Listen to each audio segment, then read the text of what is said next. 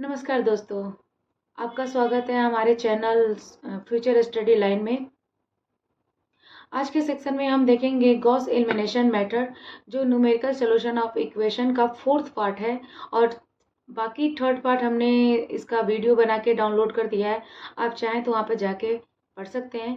ये चारों अपने आप में बहुत ही इम्पोर्टेंट है, खासकर आपके एग्जाम के लिए तो बहुत ही इम्पोर्टेंट है। तो आप देखते हैं इस सेक्शन में हम गॉस एलिमिनेशन मेथड से किसी भी तीन इक्वेशन जो दिए हुए हैं इसे कैसे सॉल्व करके हम एक्स वाई जेड की वैल्यू को फाइंड कर सकते हैं। Let start. Let given equation, हमारे पास तीन ये अलग अलग एक्स वाई जेड के इक्वेशन दिए रहेंगे हमारे क्वेश्चंस में भी, और हम इसे फर्स्ट सेकेंड थर्ड क्या करेंगे, डिनोट कर लेंगे। फर्स्ट सेकेंड थर्ड जैसे ही डिनोट कर लेंगे तो इसे हम स्टेप बाय स्टेप सॉल्व कैसे करते हैं।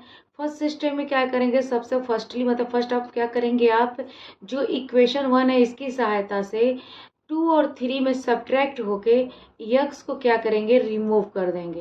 यानी एक्स वन का हमें लेना पड़ेगा सहारा, और टू और थ्री से क्या करेंगे, इसको माइनस करेंगे या सॉल्व करेंगे। सॉल्व करके किसी तरह से इक्वेशन टू में से यक्स को गायब करेंगे और इक्वेशन थ्री को भी ये क्या करेंगे, यक्स में से गायब कर देंगे। जैसे ही गायब करेंगे तो इसका इक्वेशन फर्स्ट की हमने सहायता ली है, तो इसके वेरिएबल में कोई छेड़छाड़ नहीं, इनके कोफिशिएंट में कोई छेड़छाड़ नहीं, जो जैसा है वैसे ही हमें यहाँ पर उतार दिए। क्योंकि किसी की सहायता कर रहे हैं तो इनकी सहायता करने का शर्त है कि हमारे वेरिएबल हमारे कोफिशिएंट में कोई छेड़छाड़ ना हो। देन इन्होंने क्या कर दिया, अपनी तो सेफ्टी कर ली, लेकिन सेकेंड और थर्ड में से क्या किया, यक्स को रिमूव करवा लिया। इन्होंने रिमूव करके जो भी इनमें चेंजिंग आई होगी वो चेंजिंग के साथ इनके कोफिशिएंटों में, जैसे देखिए यक्स तो गायब हो गया, यक्स गायब होगा तो दो इक्वेशन की सहायता, जैसे इनकी सहायता लेके हमने इन दोनों इनमें से एक को गायब कर दिया। इन देने के कोफिशिएंट में कुछ ऐड होंगे, सब्ट्रैक्ट होंगे, इन दोनों के कोफिशिएंट में क्या होंगे, कुछ सब्ट्रैक्ट होंगे और कुछ एडिशन होंगे। तो चेंजिंग जो आई मैंने डैश लगा के रख दिया। सेम इसमें भी यही किया कि फर्स्ट और थर्ड के सहायता से क्या किया, इक्वेशंस में यक्स को क्या किया, रिमूव कर दिया, और वाई और जेड और डी को हमने यहाँ पे लिख दिया। डैश इसलिए हमने लगाया है क्योंकि दो इक्वेशंस के बीच जब हम सब्ट्रैक्ट करेंगे तो उनके कोफिशिएंट क्या होंगे, या तो ऐड होंगे या तो सब्ट्रैक्ट होंगे, तो उनके में क्या होगी, कुछ चेंजिंग हुई, इसलिए हमने डैश लगा के रख दिया। इन्हीं इक्वेशन को हमने नाम दे दिया 4, 5, 6, ये तीन अलग अलग हमने इनके नाम दे दिए। देन अगला स्टेप भी सेम इसी तरह आगे करते जाएंगे अगेन विद द हेल्प। अब किसकी हेल्प, फर्स्ट ने अपना हेल्प करके सेव कर लिया, अब इसको कोई काम नहीं दिया जाएगा। देन अब सेकेंड की सहायता लेनी पड़ेगी। जैसे हमने सेकेंड की सहायता ली यानी फिफ्थ की हेल्प लेना पड़ेगा। फिफ्थ ने आप हेल्प जब मांगा गया तो फिफ्थ ने अपना हेल्प दिया, और इससे क्या किया गया, थर्ड में से वाई को रिमूव कर देना है। जो सबसे पहला टर्म आता है वाई, यक्स का हो चाहे वाई को, उसे हम क्या करेंगे, रिमूव करेंगे। इन दोनों के पास सिर्फ वाई और जेड है, तो फर्स्ट फिफ्थ वाले को सेव कर दिया गया, क्योंकि इसी के सहायता से हमें सिक्स वाले में से क्या करना है, वाई को रिमूव करना है। तो देखिए फर्स्ट तो अपने आप में सेफ था, इसे हमने यहाँ पर रख दिया। अब सेकेंड भी हेल्प कर दिया, वो भी अपने आप को सेफ मान लिया। अब जो थर्ड वाला है मतलब सिक्स वाला है, इसमें से वाई को क्या कर दिया, रिमूव। जैसे वाई को रिमूव करेंगे तो इन दोनों में कोफिशिएंटों में कुछ चेंज आएगा, तो हमने इसको डबल डैश करके लिख दिया है। और देन सिर्फ जेड बचा है तो जेड हो गया, और हमारा ये कांस्टेंट आ गया। यहाँ से हमें जेड की वैल्यू फाइंड हो जाती है, क्योंकि ये भी कांस्टेंट है ये भी कांस्टेंट है, ये दोनों कांस्टेंट होते हुए जेड की वैल्यू क्या हो गई, फाइंड हो गई। जेड की वैल्यू जैसे फाइंड होती है, हमारा तीसरा स्टेप क्या होता है, बैकवर्ड सब्स्टिट्यूशन। यानी अभी तक आप ऊपर से सब्स्टिट्यूशन या एलिमिनेट करते करते आप यहाँ आए, जेड की वैल्यू तक आ गए। अब जेड की वैल्यू जैसे मिलती है, जेड ने अपना काम करना शुरू किया। कहा मैंने किसी की सहायता तो नहीं की, बट अब मैं क्या करूँगा, मेरी वैल्यू फाइंड हो गई है तो मैं सबकी वैल्यू को क्या करता हूँ, फाइंड कर लेता हूँ। तो जेड ने अपनी सहायता की, जेड से क्या हुआ, हमारा वैल्यू आ गया। जेड ने कहा कि मैं किसकी सहायता से वैल्यू फाइंड किया हूँ, अपने ऊपर वाले से। ऊपर वाले में जेड की वैल्यू रखा है, तो यहाँ से वाई की वैल्यू क्या हो गई, फाइंड हो गई। अब जेड और एक्स दोनों की वैल्यू फाइंड हो गई। तीनों ने कहा ये दोनों हम लोग ने वैल्यू पाया है किसकी सहायता से, इक्वेशन वन की सहायता से। तो इक्वेशन वन में वाई जेड की वैल्यू रखेंगे तो यहाँ से क्या निकलेगी, हमारी एक्स की वैल्यू निकल जाएगी। तो देन जेड, वाई और एक्स इन तीनों की वैल्यू फाइंड हो गई। यही गॉस एलिमिनेशन मेथड से किया जाता है। चलिए आगे देखते हैं सवाल से, आपको और अच्छी तरह से समझ आएगा कि गॉस एलिमिनेशन मेथड से एक्स वाई जेड की वैल्यू को कैसे फाइंड करते हैं। Equation of system, find the solution by Gauss elimination method. ये इक्वेशंस है हमारे, X minus 2y plus Z equal to 0, 0 भी हो सकते हैं, कोई भी कॉन्स्टेंट यहाँ हो सकता है। इसे इक्वेशन 1 मान लिया।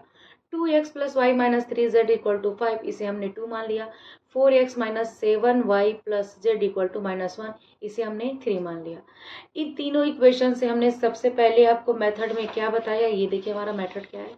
सबसे पहले हमने मेथड को बताया, firstly with the help of equation 1।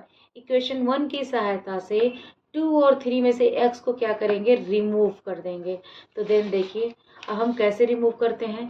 First की सहायता से 2 और 3 में क्या करेंगे, रिमूव करेंगे। तो देखिए हमारा फर्स्ट जैसा है वैसे ही उतर गया यहाँ पे, क्योंकि इन्होंने हेल्प किया हुआ है तो ये अपने वैल्यू को सेव कर लिए और इसे इक्वेशन नंबर हम 4 मान लिए। अब देखते हैं 2 कैसे x रिमूव किया जा सकता है। तो हमारा ये 2x है plus Y minus 3z equal to 5, ये हमारा सेकेंड इक्वेशन है। सेकेंड इक्वेशन से किसको सब्ट्रैक्ट करें, फर्स्ट इक्वेशन को।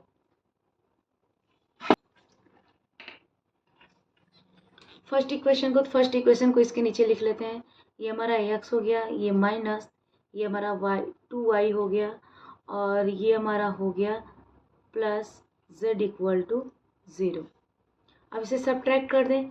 जैसे सब्ट्रैक्ट करनी है पॉजिटिव है तो माइनस हो गया, माइनस है तो प्लस हो गया, ये प्लस है तो माइनस हो गया। अब देखिए इसके कोफिशिएंट कितने हैं, 2, क्योंकि हमने एक इक्वेशन को दूसरे इक्वेशन से सब्ट्रैक्ट किया है। तो ये देखिए सब्ट्रैक्ट अगर नहीं आप समझ रहे तो ऐसे देख लीजिए, अगर a में से हमने b को सब्ट्रैक्ट किया है तो ये क्या हो गया, ये प्लस था ना, ये माइनस में बदल गया कि नहीं बदल गया। तो इसे हम ऐसे लिख दिए, अगर a और b है इन्हें सब्ट्रैक्ट करना है तो हम यहाँ पे सब्ट्रैक्ट लगा दिए। शायद हो, आई होप कि आप समझ गए होंगे बात। अब ये हमने क्या किया कि प्लस है तो माइनस, माइनस है तो प्लस, प्लस है तो माइनस हमने लगा दिया।